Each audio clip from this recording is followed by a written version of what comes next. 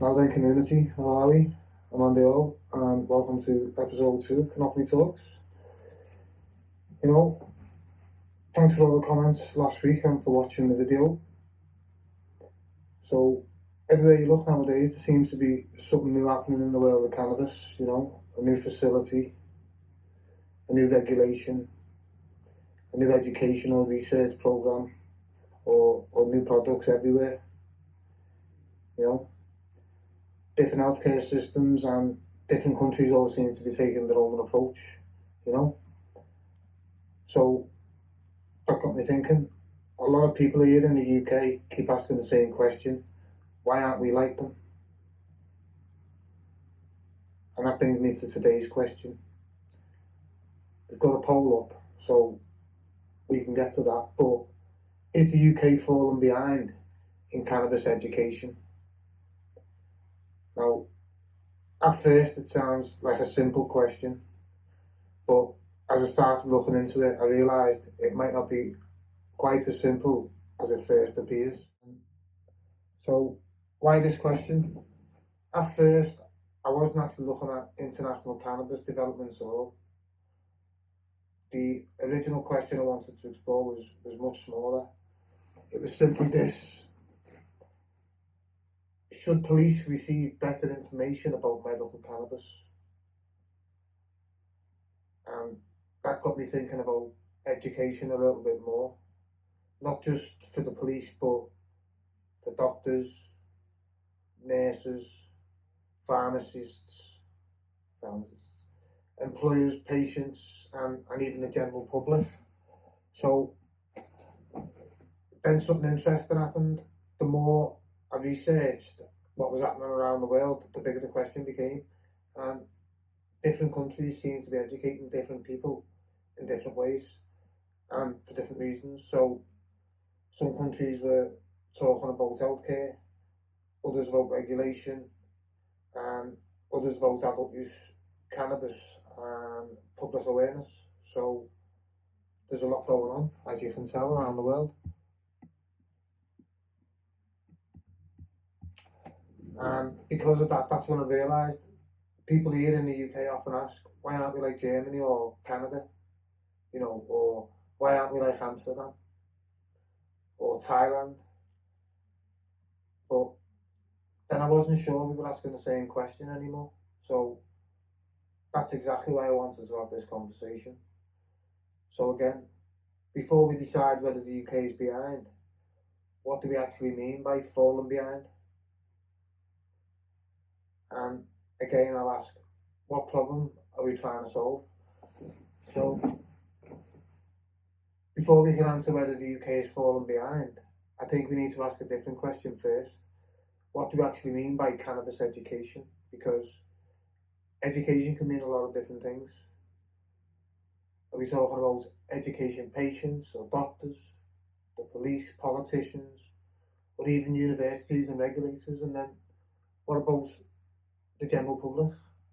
They're all completely different audiences, and they all need different information. Then there's another question: how do we actually measure education? Is it the number of university courses, or the amount of scientific research, or by better patient access, maybe better public understanding? Or do we measure education simply by discussing how visible cannabis has become in everyday life? But depending on what you choose to measure, you might end up with a completely different answer, and perhaps that's why people disagree so much in the first place. I mean, do we all be using a different definition of what keeping pace actually means? So let's begin by looking at why people genuinely believe the UK is falling behind and the strongest arguments for. So let's start with why many people genuinely believe the UK is falling behind. And it's not actually a difficult argument to understand. If you follow cannabis news around the world, then it can feel as though something new is happening almost every week. And for instance, in Germany, expanded its medical cannabis framework and changed the whole legislation, and that was done nationwide. Canada has had a regulated market for years, and that made cannabis far more visible in everyday life. It's all over the place. I mean, Amsterdam has become almost synonymous with cannabis, and even though the reality there is far more complex than people imagine, it's still synonymous. Everyone knows Amsterdam, the Netherlands. Thailand surprised the world with how quickly its cannabis policies changed, attracting international attention almost overnight with liberation from here to here. I mean, in different parts of the US, United States, different states keep introducing new businesses, research, education, and healthcare development. So everywhere you look, there seems to be another announcement, another clinic, another research paper, another conference.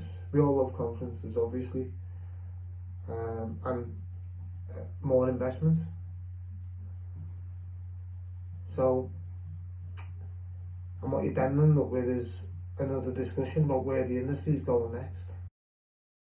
So, if you're in the UK, you're watching all of that unfold, and you must be thinking it's perfectly understandable why you might ask, why aren't we moving like that? Or maybe, why don't we seem to be talking about cannabis the same way? So, from that perspective, it's easy to see why many people conclude that the UK is falling behind. Especially if that's all you're looking at. It's a perfectly reasonable conclusion to reach. But there is another side to this conversation, and that's the strongest argument against. The other side of the conversation is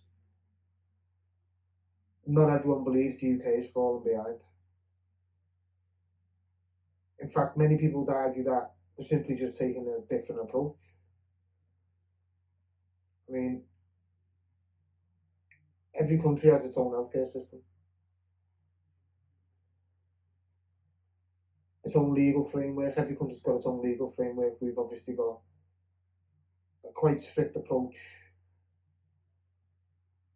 but its own political priorities. And a big one, every country has its own history with cannabis. So then you can look and take the NHS, for example. It's one of the largest publicly funded healthcare systems in the world. And if you want to, so if you can think about that, introducing new medicines or changing clinical guidance and educating healthcare professionals can take time, a real long time. And then some countries focused on building commercial cannabis industries, while others have prioritised adult use markets. Others have concentrated on patient access, and some have invested heavily on scientific research. So perhaps comparing one country with another isn't quite as straightforward as it first appears. You know, if one country is trying to build a commercial industry and another is trying to develop evidence-led medical system, then are they even trying to achieve the same outcome? Maybe not. And if they're not trying to achieve the same outcome, then should you really expect them to move at the same speed? From that perspective, moving differently doesn't necessarily mean moving more slowly. It might mean simply moving towards a different destination. And that's why, you know, many people believe that the UK isn't falling behind at all. It's simply, you know, following a different path, if that's what you call it. Because looking at both sides, I realised something. We've heard one argument that says the UK is falling behind. And we've heard another argument that says the UK is simply taking a different approach. Both arguments make sense.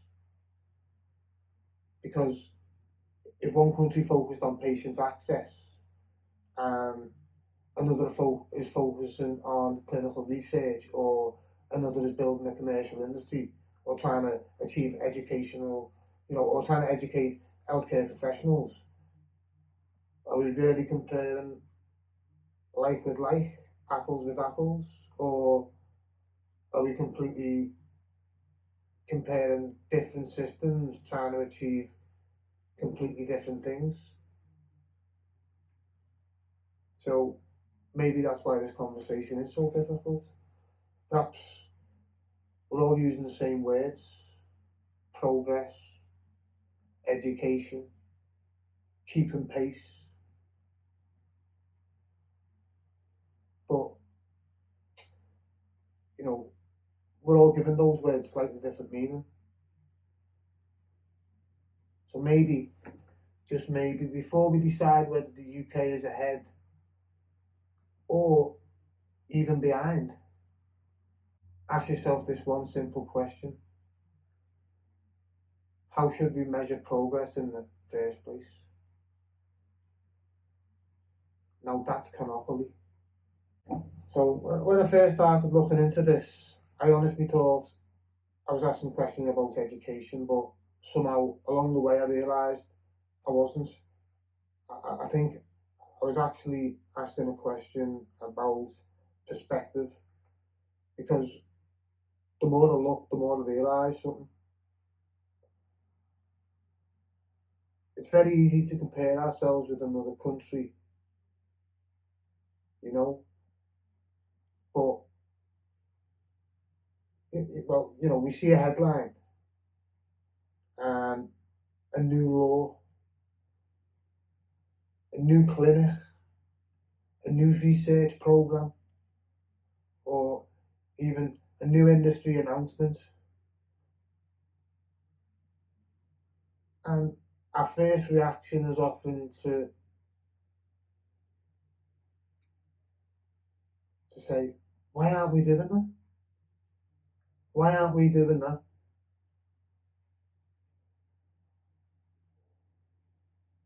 But perhaps before we compare ourselves with anyone else, we first need to understand what they're actually trying to achieve. Maybe one country is trying to improve patient access, and another's trying to build a commercial industry, as we've said, and maybe another's trying to strengthen scientific evidence, and another might be trying to educate its healthcare professionals. They may all be moving forward, but they may all not be travelling in the same direction. I'd really like to know what you think about today's discussion. So this week, I asked a similar question on LinkedIn. Not whether the UK is falling behind, but the question that I asked was,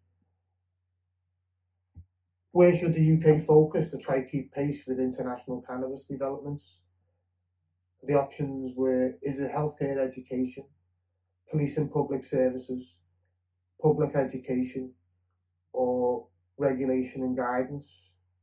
I found it really interesting because whichever option you choose, you're also saying something about what you believe creates progress.